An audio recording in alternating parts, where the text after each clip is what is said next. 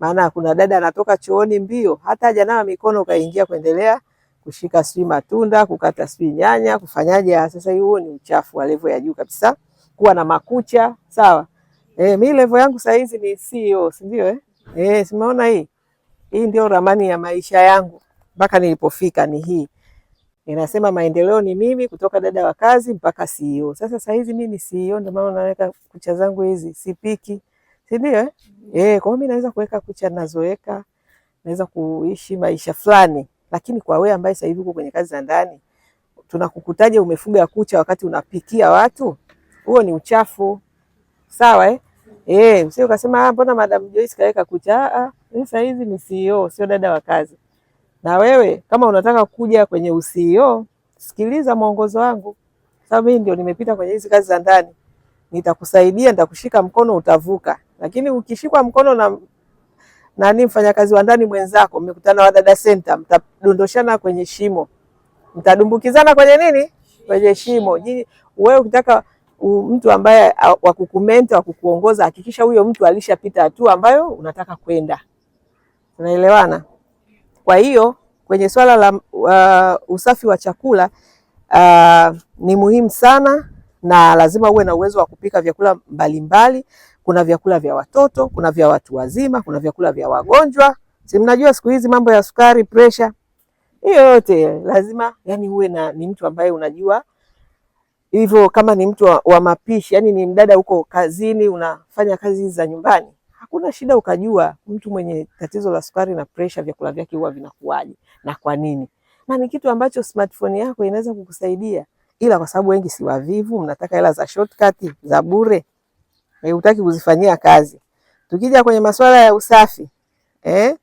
Usafi umesema mlikuwa mjafika Ndio. Mlikuwa mjafika. Kwa hiyo mmekaa na housekeeper hapa ambao hamjawanoa vizuri. Ingawaje wamekuja na vyeti. Si ndio? Huyu hapa. Wote wana vyeti. Wote wana vyeti? Nani na nani ana cheti? Norin pamoja na Agnes. Sasa mbona kule kulikuwa kuchafu? Jana nilikuwa na wagombeza pale. Naambia mbona hapa pamekaa ovyo ovyo, pachafu, hapa hajapangwa, mavumbi, na wao ni watu wa housekeeper. Wao wenyewe mlikuwa hapa amuone kama kuna kitu haiko sawa. Au ndio mpaka yale mambo ya traditional kuelekezwa na bosi wako. Leta hii maiki kwa hao wataalamu wa usafi watuambie. Maana mkifanya hapa hivyo, alafu mnatarajia eti nyewe ndio professional tuwapangie kazi za professional, wakati sisi hapa hamtuonyeshi maajabu. Wewe ni Norin? Agnes. Norin ndio wewe. Haya, imekuwaje sasa? Jana tulifanya usafi. Baada ya kusema. Wakati nawasema na wagombeza wewe ukuepo. Kwa hiyo kama mmekuja kufanya, mmefanya saa ngapi? Na usafi mnaofanya ni usafi wa namna gani? Basi mpe Norin yeye anijibu swali langu. Kwa nini mnisubiri mpaka mimi nije niseme pale pasi chafu imejaa vumbi, manguo yale yamerundikwa pale vibaya vibaya, na wewe ni mtu wa housekeeper uliosomea na cheti unacho. Pale madam, huwa tunafanyaga usafi. Mnafanyaje? Mbona kulikuwa na kufanya usafi pale baada ya kutoka kule chumbani kwako. Na tunaambia hadi tupande kule kwako ni mpaka tuwe na viongozi. Pale nje. Mimi shida yangu naongelea sio kuingia kule chumbani kwetu. Ni pale nje, na ile pasi ilikuwa pale na nilikuonyesha, ngambia umeiona ilivyojaa vumbi. Na nyinyi tayari mmeshapita kwenye usafi wa asubuhi. Na mbaya zaidi nyinyi ndio wataalamu. Issue yangu tena kama kuna wataalamu. Kama ni wadada wa kawaida hawa hamna shida. Ndio maana tunaambiaga mabosi ni wa kuelekeza. Lakini kama unakuwa na mtu ambaye unasema huyu ni mtaalamu, unakuaje unakuwa mtaalamu alafu vitu vina vumbi, haviko organized vizuri? Unajibu. Ndio hivyo. Ndio maana nawaambiaga kwenye mara nyingi huwa napenda kusema kuna cheti na kuna uwezo wa kufanya kazi.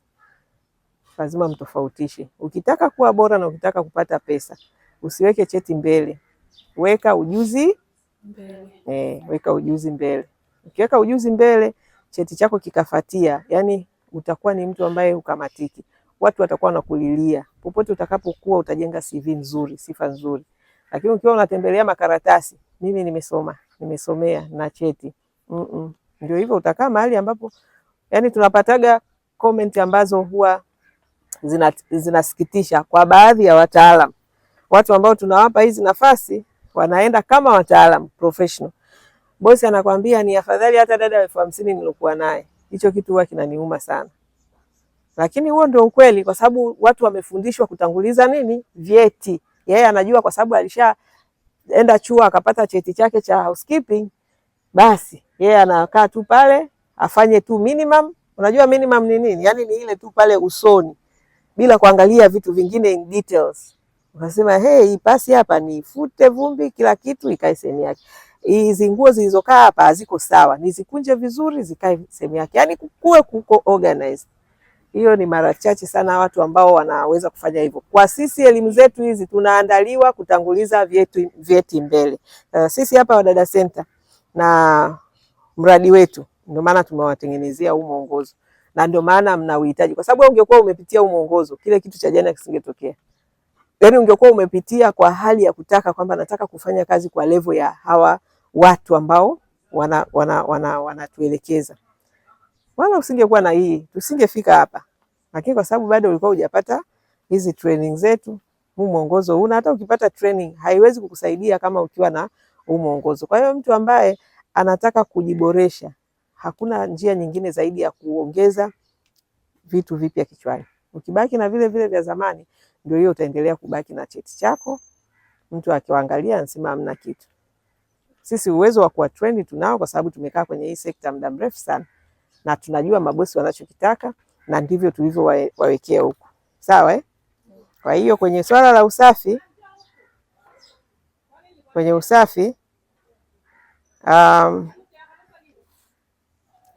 mtaalamu tunasema anakuwa anajua vitu vya ziada. Kwa mfano hata kemikali za usafi, si ndio? Vifaa vya kutumia. Yaani unamwona mtu ambaye anakuambia ni mtaalamu, lakini hana tofauti, anajua tu ile sijui nini ile ya kusugulia masinki sijui, yaani hana maajabu. Kwa nini wewe usio na maajabu wakati umesoma? Ujuzi wa kujua ni dawa gani inafaa kwenye sakafu. Wengine hawajui, yaani yeye anamwaga tu yoyote ni yoyote. Kuua wadudu, dawa gani zinazoua wadudu. Kuna maeneo ambayo yanakuaga na mauchafu sugu kama maeneo ya bafu. Kama jana nani kafanya usafi chumbani kwetu bafuni, nimekuta nikiachaga kisabuni kidogo kile na kiekaga pale kama alama ya mtu ambaye anaenda kufanya usafi, nione kama anajua kwamba huu ni uchafu. Nimekikuta nikakichukua tu mwenyewe nikakitupa. Nani alienda kufanya usafi? Kwa hiyo kwa nini uliacha kile kijisabuni pale? Ndio, yaani vile ndio vitu vidogo vidogo vinaonyesha huyu mtu anajua usafi. Usafi ule wa details kabisa. Vinginevyo anakuwa tu amepita pita, kwa sababu sisi bafu letu sio la watoto au sio bafu la jumuiya. Ndio tunalitumia tu mimi na mume wangu. Kwa hiyo aliwezi kuchafuka kiivo. Kwa hiyo lazima mtu ambaye anaenda kufanya usafi pale ahakikishe yani ana details za undani za usafi. Kioo, yani kama kuna kitu kimaji kilirukia mahali, mimi nikija na kiangalia, nikikikuta tunajua huyu akufanya usafi. Kaja tu kaangalia hivi kaona kwa sababu halina uchafu wa hivyo, kaondoka zake. Kwa hiyo ninaposema nyinyi ni wataalamu jamani, watu wanatoa hela zao ni nyingi, sawa lazima hizo hela uzifanyie kazi. Yaani ni lazima. Otherwise ndio mtu atasema jamani, mimi nilikuwa na dada yangu nimemwagiza sio kijiji gani, mbona yuko vizuri zaidi kuliko nini? Hiyo ni sifa nzuri kweli? Yaani wewe umesoma kabisa, umekaa darasani, mtu anakufananisha na mdada wa kawaida. Lakini mdada wa kawaida anaweza kukushinda kwa sababu mtu ambaye amekuwa ni mzoefu kwenye kazi za ndani, alafu ni mtu ambaye ni mpambanaji mwenye njaa kama ya Joyce Kiria. Unafikiri mimi sitakushinda na cheti chako? Hata sasa hivi watu wangapi na washinda wamaliza degree zao? Kazi zangu nazozifanya kwenye jamii, watu wangapi wana degree hawanikuti, hawanipati, hawafanyi chochote cha maana. Wamekalia tu. Hakuna ajira, serikali. Si wamejaa huko? Kwa hiyo yani ukiwa na njaa utafanya vitu vya ubora. Ukiwa na njaa utafanya kitu yani ile unataka kuwa bora. Hata mafundisho ninayowafundisha ni mafundisho ambayo watu wanaokuja kutulipa hapa wanatulipa hela nyingi na wako tayari kuwalipeni hela nyingi. Kwa nini? Kwa sababu ya njaa na kiu ya mimi kutaka kuwaboresha, yani kugeuza sekta ya kazi za nyumbani ni binue. Wanasema kupindua meza. Si ndio? Mimi nimedhamiria kupindua meza kwenye sekta ya kazi za nyumbani. Nifundishe watu maadili ambayo wanayatamani kwenye familia zao. Wanapeleka watoto wao, wanalipa maada mengi kwenye mashule makubwa makubwa huko, watoto wanakaa boarding, lakini watoto wakirudi wameoza. wana vitu tu wameingiza kichwani, sijui sayansi sijui kitu gani, lakini maadili zero, heshima hakuna. Watu wamelelewa hata attachment na familia hawana, kwa sababu wazazi waliwarusha huko boarding ili wapate, wakijua ndio solution. Nia yao labda ni nzuri, kwamba mtoto wangu nampeleka shule nzuri, namlipia ada nzuri, lakini sio malezi. Neno la Mungu limesema mlee mtoto katika njia impasayo. Kuna pati ya mzazi katika kulea mtoto. Ndio maana tunataka wale wasaidizi ambao wanakaa na hao watoto nao wawe na tabia njema, wawaambukize watoto, wafundishe watoto tabia nzuri. Na mzazi anaporudi hata akipata masaa 2 matatu na mtoto wake, sio sawa na bure, sio sawa na mtoto ambaye amemrusha boarding anakaa huko sijui miezi 6 mwaka. Kuna kitu ambacho ataweza kufidia kuliko yule ambaye hakupata kabisa malezi kutoka kwa wazazi. Kwa hiyo kwa kuwa mimi najua hilo ni tatizo kwenye jamii, ndio maana napambana kuhakikisha wale ambao hawatamani. Mimi mwenyewe ni mtu ambaye sitamani mtoto wangu aende boarding. Nataka aende boarding akiwa ameshajitambua, anajua hili ni zuri na hili ni baya. Kwa hiyo hata akikutana huko duniani na mambo mabaya aweze kuyakataa, na asipoyakataa ajue kabisa mzazi alinifundisha. Lakini sio yule ambaye hajafundishwa, wewe unategemea tu walimu watamfundisha. Hapana, walimu watamfundisha vitu vingine, lakini kuna vile vya kimaadili vya ambavyo wazazi lazima ndio wafundishe. Sasa hiyo ndio pati yangu mimi. Ninavyowaandaa kwa staili hii, sio kwamba ni bahati mbaya. Mimi ni katika effort zangu. Yaani ningekuwa ni dada wa kazi ni sawa sawa na kupambana kujua kupika vizuri na kulea vizuri. Lakini nyinyi nawapika nyie mnaoenda kusaidia jamii. Ndio maana nabinuka katika eneo langu, naambia mpaka nasoma theolojia, nimeenda kusoma. Nimesoma certificate, nimesoma diploma, nimesoma degree, nimesoma masters, sasa hivi nasoma PhD. Why? Kwa sababu ya njaa. Nataka kujua kufanya kwa ubora kwenye kuandaa nyinyi, ili yani mimi nimesema Tanzania nzima Joyce Kiria na Wadada Center ndio kitakuwa kituo cha kwanza kuleta mapinduzi kwenye sekta ya kazi za nyumbani. Sasa ukifanya hivyo lazima utalipwa vizuri. Mabosi wanaokuja hapa hawatulipi hela ndogo. Sio tu ni mishahara yenu mikubwa, hata sisi hela zetu za kuwahudumia ni kubwa. Ndio maana tukawaambia mbinu za kulipwa zaidi ni kujiboresha, ndugu zanguni. Hakuna njia nyingine, hakuna shortcut. Kwa hiyo usipokuwa na njia na kiu ya kujiboresha, utabaki hapo hapo. Utanisikiliza, utaingilia huku, litatokea huku, wewe maisha yako yatabaki hapo, lakini kesho na kesho kutwa wewe utazidi kuona sisi tunazidi kusonga mbele. Na wale wachache ambao watakubali kubadilika. Sisi tuna wadada wachache sana. Nafikiri sasa hivi kama 2. Walikujaga kama traditional, sasa hivi ni professional. Na wanapoondoka kwenye nyumba bosi analia. Yaani bosi anasema jamani sasa nifanyeje? Dada mwenyewe anasema hapana, imetosha. Tunao wadada 2. Alianza kama analipwa 100,000, sasa hivi analipwa 500,000. Inawezekana kupandisha thamani yako. Nyinyi mnaona kama ni hadithi. Mnanisikiliza tu hivi, mnasikiliza linaingilia huko linatokea huko, shauri yenu. Kwa hiyo kuna mambo mazuri mengi huku. Kwa sasa hatuwezi kupitia yote. Nitaka tu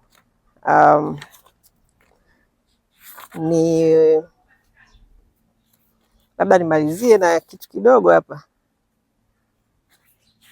Yaani vitu huko ni vizuri vingi. Sawa. Vitu ni vizuri vingi. Ukisikia mwongozo 50,000 una 50,000 mbona hela nyingi, lakini 50,000 ndio itakufanya ulipo 500,000.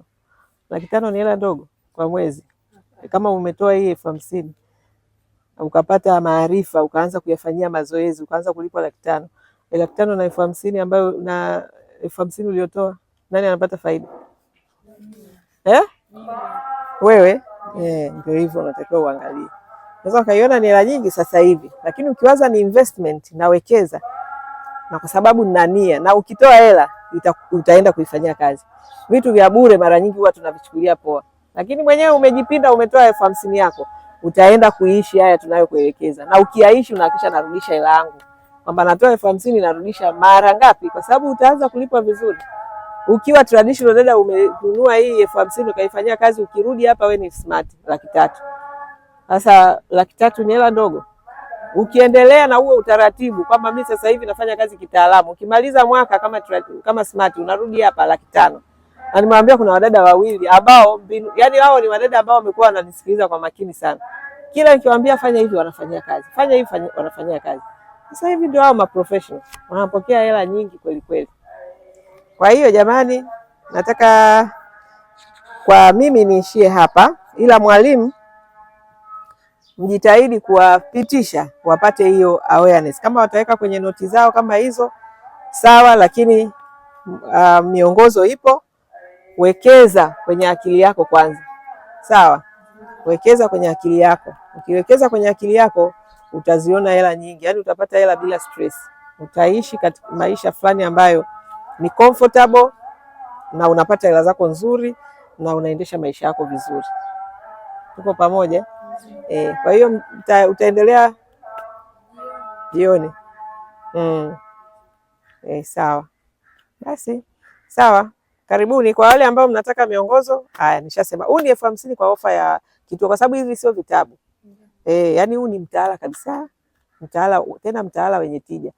Sio mitaala ile unamaliza unakuwa na cheti. Unakuja na mashoga zangu hapa wanatembea na cheti. Huu mtaala wetu unakufanya utangulize ujuzi. Umeona sio karatasi. Ukitanguliza ujuzi, kuna watu hapa tumewaajiri 500,000 hawana cheti. Wewe si una cheti? Wewe 500,000 hatukuajiri kwa sababu tumesha kuangalia.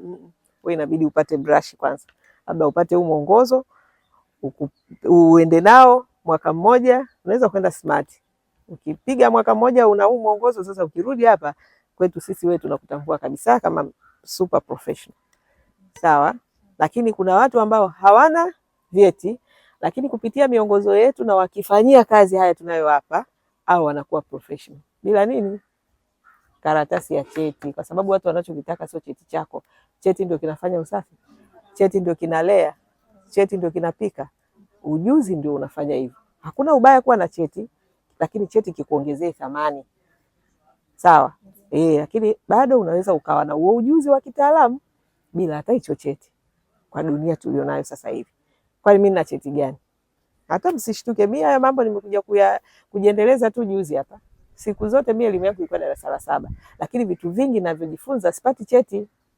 Nasoma, yani nataka nasoma nipate taarifa na maarifa alafu niyafanyie kazi. Sipati cheti, ndio nimeishi hivyo. Yani hiyo ndio njia ambayo nimeipita. Hivi vyeti nimekuja kupata sasa hivi nilipoamua kwenda rasmi kwenye chuo kusoma theolojia kwa sababu waajiri wengi ambao ndio wateja wangu wanataka wadada wenye hofu ya Mungu. Kwa hiyo sasa hofu ya Mungu nikaona hebu ngoja niende kwenye mfumo ambao unaweza nikajifunza vizuri haya mambo ya hofu ya Mungu yamekaaje ili niweze kufanya vizuri zaidi. Kwa hiyo ni vyeti ambavyo vimekuja, lakini pia sitembelei vyeti mimi ninachotaka ni kupata yale maarifa ili niweze kuongoza watu wangu nao waongoza vizuri. Sio kwa kuambia jamani mimi nina PhD au mimi nina master. Nifanye. Si wananisikiliza? Kwa hiyo nafikiri kwa nini mabosi wanakuja hapa? Ni cheti changu wanakuja kukifuata? Hapana. Wanasikiliza content, naongea nini, nawafundisha nini, nawaelekeza nini. Hicho ndicho kinachowavuta kuja hapa. Kwa hiyo na nyinyi mnatakiwa mkienda mkafanye yale ambayo mimi nayazungumza, yale ninayowaelekeza kwa sababu hayo ndio wanayoyataka na mimi nimeyatoa kwao. Wanapopiga simu, jamani nataka dada awe na hofu ya Mungu, awe hivi, awe mkweli, awe mwaminifu, awe hivi. Kwa hiyo nasema kumbe haya ndio wanayoyahitaji. Kwa hiyo nataka kuwapa mahitaji yao, sio ya kwangu mimi. Ndio maana tunasema unapoenda kwenye hizi kazi usiende kufanya unavyotaka wewe. Msikilize sana bosi wako anataka nini. Ukimpa kila anachokitaka ndio hapo utakuwa na thamani, lakini ukianza kwenda na mambo yako hauwezi kutoboa. Sawa Haya, hii ni ramani sasa ya maisha kabisa, maana hii itakusaidia wakati uko kazini. Ila ramani ya kwamba sasa hizi kazi usikae hapo ukazeekea hapo. Ile mambo ya kukaa kwenye kazi za ndani milele. Yaani unajiona tu mimi ni dada wa kazi tu. Hii inakuondoa kwenye kazi za ndani, unapita tu kama daraja. Unavuka tu. Mwaka mmoja, 2, 3 umemaliza. Unafunga ukurasa wa kazi za ndani, unafungua ukurasa mpya. Sawa? Ni ramani. Yaani hii ni ramani ambayo wewe ndio wakufanya hivyo. Hakuna mtu mwingine atakayekufanyia. Sawa Haya. Jamani niwatakie majukumu mema. Sasa ramani hii ni 100,000. Hii ni kama nilivyosema ni ramani, mimi siuzi vitabu, sawa? Mimi nafanya coaching, nafanya training zile za uhakika, sio za kubahatisha, kwa sababu mfano si mimi jamani. Kwa hiyo utakapokuwa tayari unasema nahitaji na mimi nipate ramani ya Madam Joyce, karibu sana, unakaribishwa. Ukitaka huu mwongozo, nataka na mimi nilipwe zaidi, unakaribishwa. Lakini kinachofanya watu wanabaki hapo hapo ni kutokutaka kujisumbua, hawataki kukua. hawataki kuongeza maarifa mapya ili watende kwa upya. Huwezi kutenda kwa upya kama haujaweka kitu kipya kichwani. Haya,